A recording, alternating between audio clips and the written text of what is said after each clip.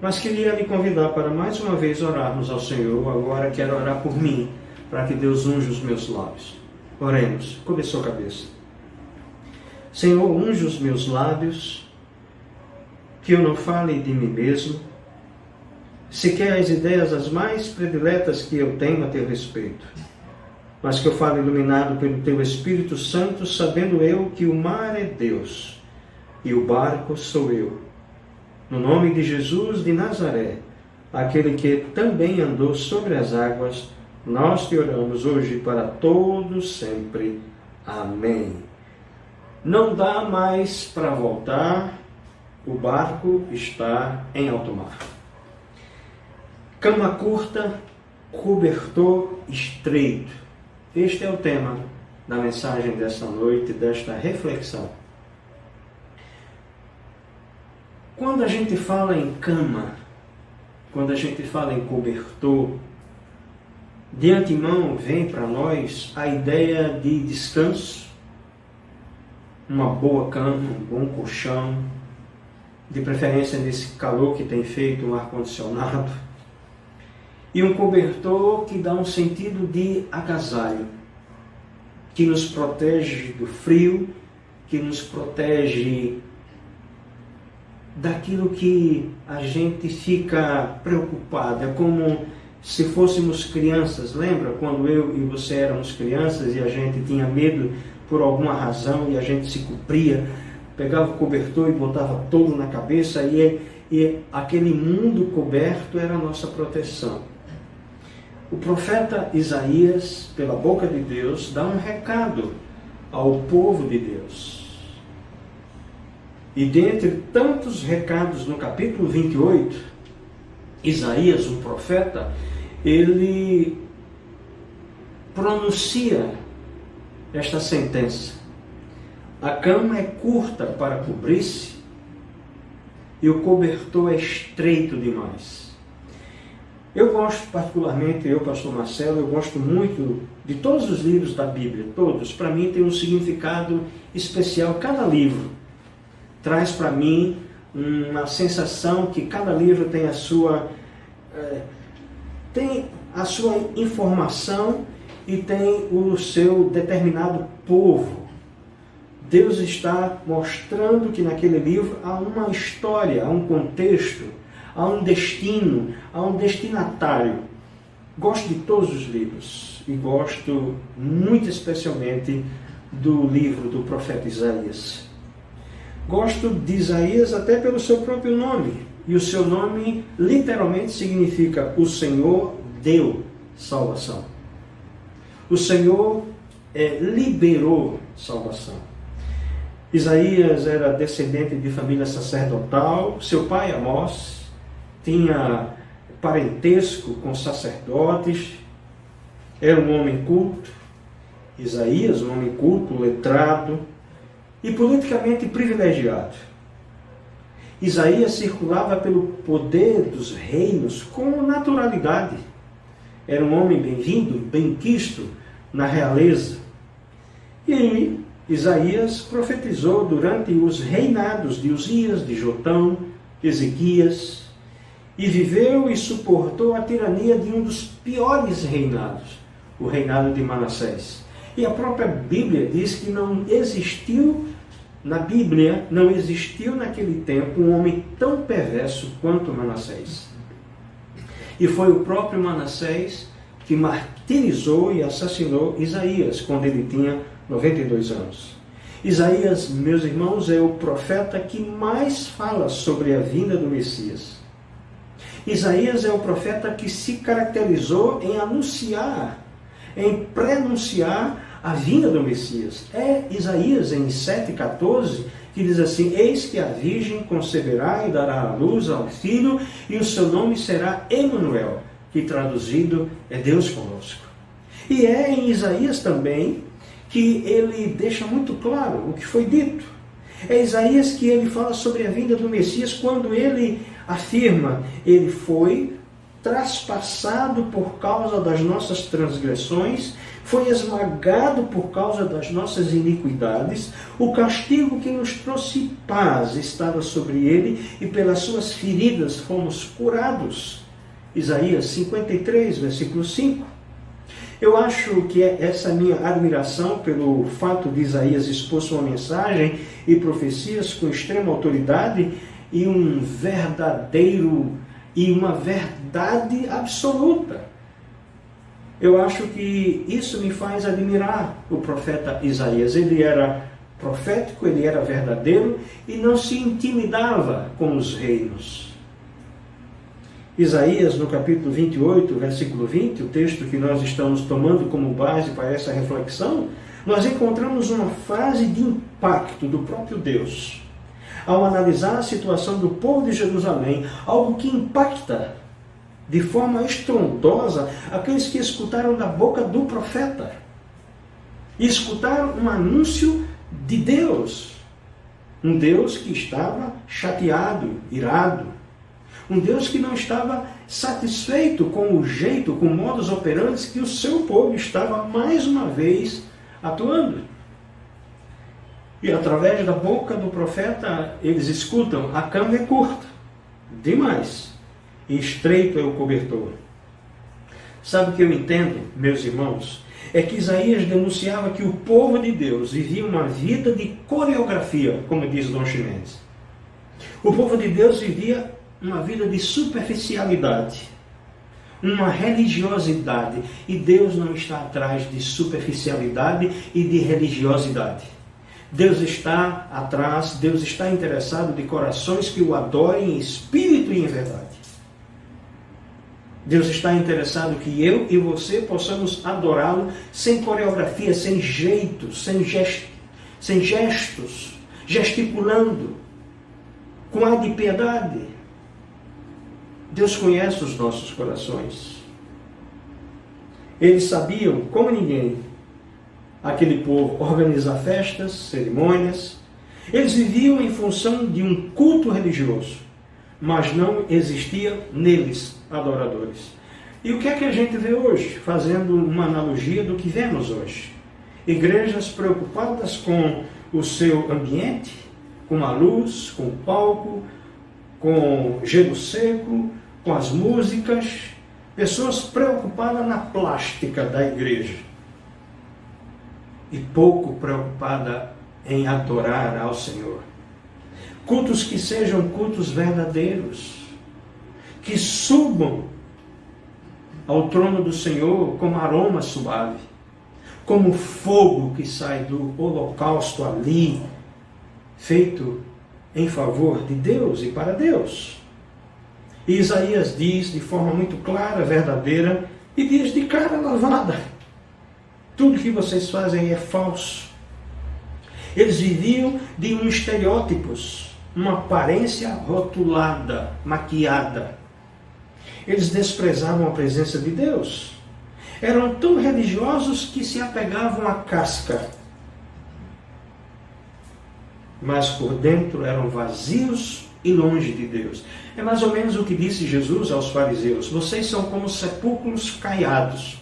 Por fora é lindíssimo e por dentro só tem ossos e sujeira.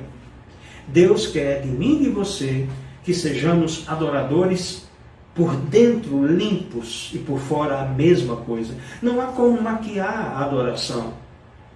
A adoração vem de corações puros, quebrantados, que se coloca diante de Deus, sobretudo na perspectiva de um Deus que nos enxerga.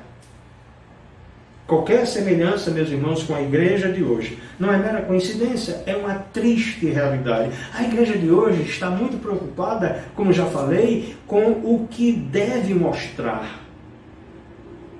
E pouco interessada no Evangelho, como disse o Paulo César, o pastor Paulo César, que não determina um Evangelho que é puro, cristalino. E hoje nós vemos a igreja completamente desviada. A igreja onde tem pastores que determina a sua vitória, a sua cura. E é por isso que essas igrejas, nesse momento que nós estamos passando, do Covid, da quarentena, da tristeza, do luto, da dor, são igrejas que estão claudicando.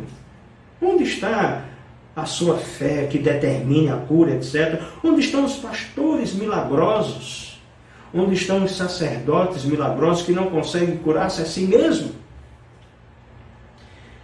Neste mesmo capítulo, um pouco antes, no versículo 14, Deus chama seu povo de homens escarnecedores e zombadores.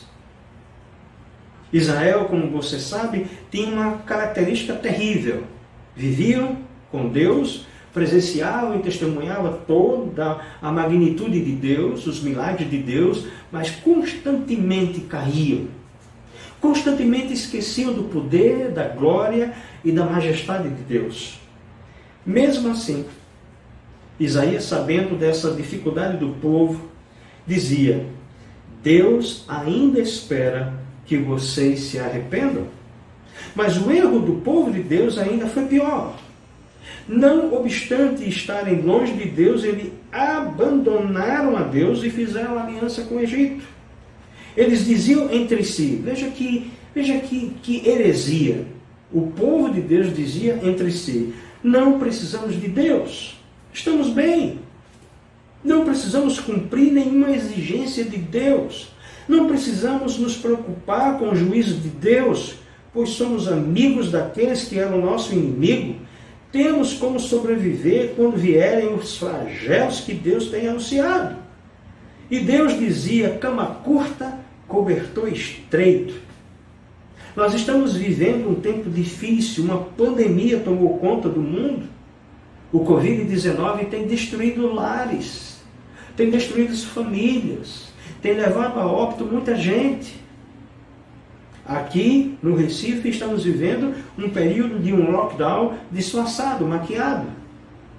Foi-nos cesseado o direito de sair, a não ser que você seja um profissional que tenha a necessidade premente de sair para poder trabalhar.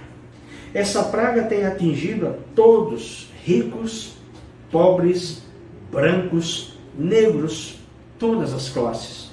Longe de mim qualquer especulação profética estranha, mas o homem do século XXI tem vivido assim, longe de Deus e autossuficiente. E tem dito, este homem tem dito: para que precisamos de Deus? Temos dinheiro, casas, viagens, e quando menos esperamos, todos percebem que dinheiro nenhum pode nos dar a paz que somente Deus nos oferece. Muita gente tem morrido por conta desse vírus e, infelizmente, muito mais virá a óbito. E percebemos que a cama é curta e o cobertor é estreito. Somente Jesus de Nazaré pode nos abrigar debaixo das suas asas. E aqui eu me lembro quando Jesus entra em Jerusalém para a sua última semana de vida, e ele diz: Jerusalém, Jerusalém, quantas vezes eu quis te colocar debaixo das minhas asas, dos meus braços, e tu não quisestes. Deus insistentemente deseja nos colocar nos seus braços, mas o homem é tão autossuficiente, o homem é tão cheio de si, é tão ególatra, é tão egocêntrico, que esquece do Deus que é superior, que é bondoso. Deus, meus irmãos, é a própria misericórdia. Nos versículos 16 e 17 do capítulo 28, propõe ao seu povo uma saída, anunciando uma pedra de esquina: Jesus de Nazaré, o Messias. Oferece a esse povo rebelde alicerce, estrutura, segurança. E se ainda assim não querem consertar a vida, então virá a linha para medir, virá o prumo em hebraico, que significa retidão. Mesmo que eles não quisessem, aí sim viria a justiça de Deus. Sabe o que eu entendo disso tudo? Deus está dizendo isso, claro, de forma clara: levem a sério o meu propósito. Se houver arrependimento genuíno, podem contar com segurança total. Se persistirem em obedecer, o prumo virá e o juízo virá. Não sou louco, nem sou desvairado teologicamente. Jamais diria que esta praga que estamos vivendo é um castigo de Deus. Mas nada acontece sem a permissão de Deus.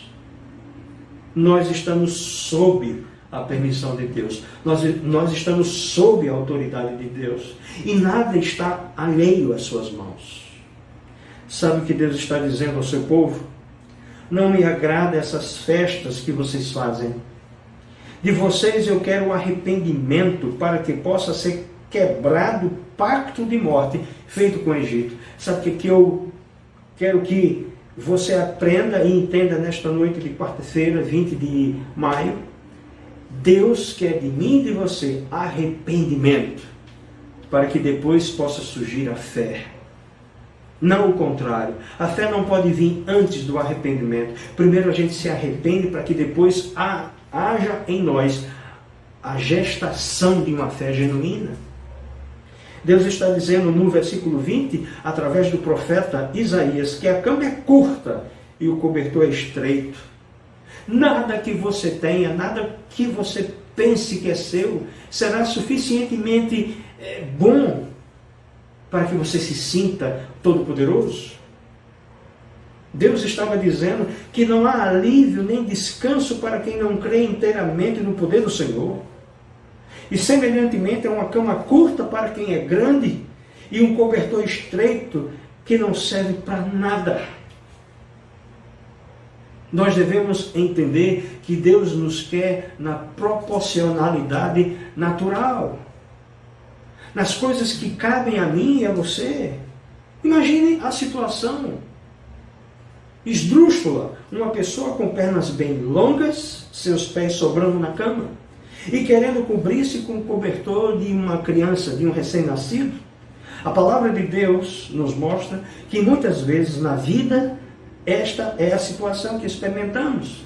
Pessoas que têm bens materiais, pessoas que têm possibilidades as mais diversas, mas vivem uma vida derrotada, desgraçada, vivem uma vida completamente longe de Deus.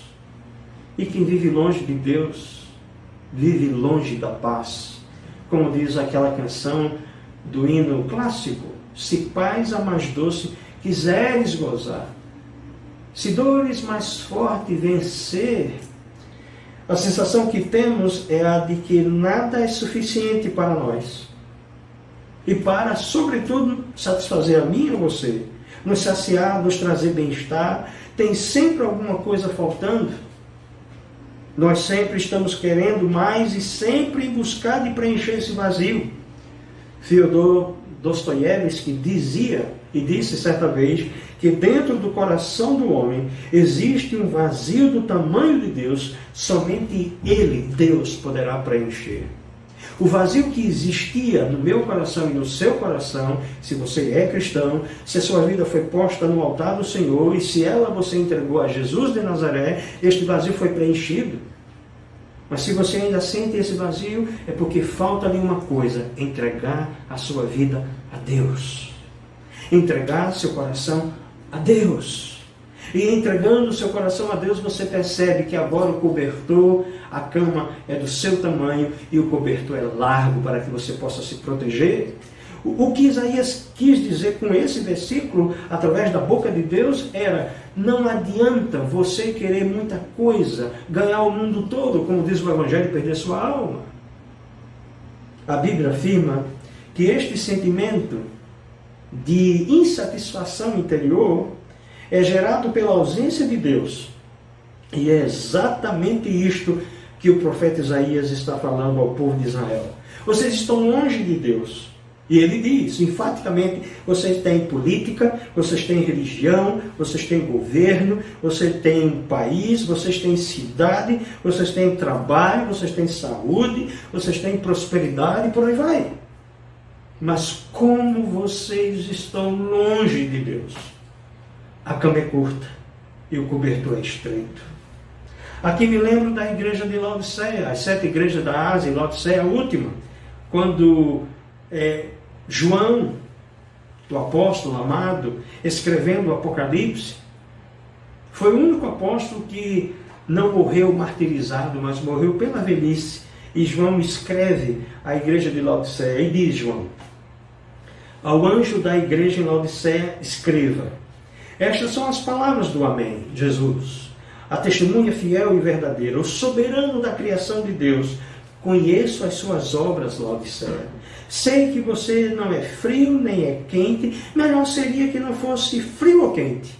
Assim, porque você é morno, nem frio nem quente, estou a ponto de vomitá-la da minha boca. Você diz, estou rico, adquiri riquezas e não preciso de nada. Não reconhece, porém, que é miserável, digno de compaixão, pobre, cego e está nu. Parece tão real, né?